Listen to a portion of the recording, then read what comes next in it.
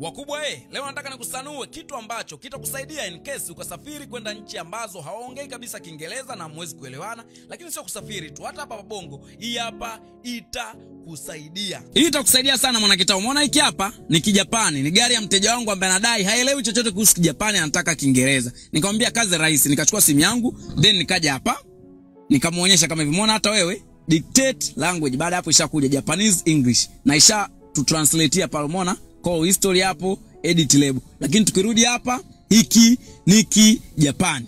Na wewe mwanakitao utakuwa unajiuliza, hii ni kitu gani? Rahisi sana mwanakitao, hakikisha tu una application ya Google kama inavyoonekana hapo. Ukija kwenye application ya Google, njoo hapa kwenye upande wa kamera hapa.